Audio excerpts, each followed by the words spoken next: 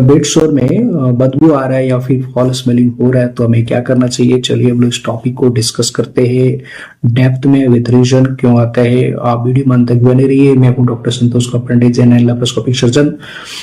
तो सबसे पहले देखिए, कभी भी कोई घाव में फॉल स्मेलिंग आता है यानी बदबू आता है, इसका मतलब है कि घाव में इन्फेक्शन हो गया है। दूसरा चीज है कि वहां पे नेक्रोटिक टिश्यू यानी डेड टिश्यू पड़ा हुआ है। ठीक है। तीसरा चीज है कि वुंड का प्रॉपर केयर नहीं कर रहे हैं, जैसे कि उनका अच्छे से क्लीनिंग नहीं कर रहे हैं, अच्छे से ड्रेसिंग नहीं हो पा रहा है। तो इसकी वजह से कॉमनली घाव में फॉल स्मेलिंग आता है यानी बदबू आती है।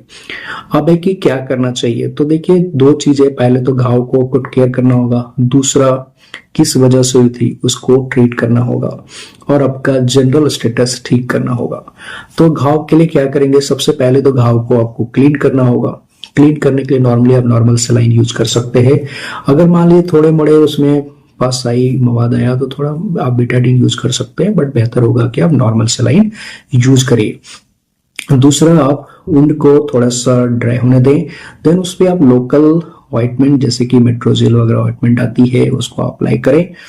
उसके बाद ड्रेसिंग करें और कोशिश करें कि आप 24 घंटे में एटलीस्ट एक बार ड्रेसिंग करें। बट अगर बहुत ज्यादा सोकेज हो रही है, भींग रहा है, तो आप उसको 2 बार भी कर सकते हैं।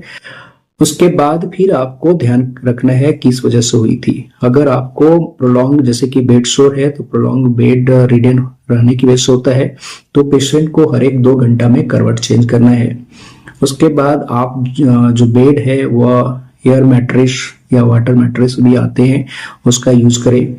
तीसरा करना है कि आपको न्यूट्रिशन ठीक करना है, आपको प्रोटीन ज्यादा से ज्यादा लेना है। उसके बाद हाइड्रेट खुद को ज्यादा करें, ज्यादा पानी पिए, हरी साग सब्जियां खाएं।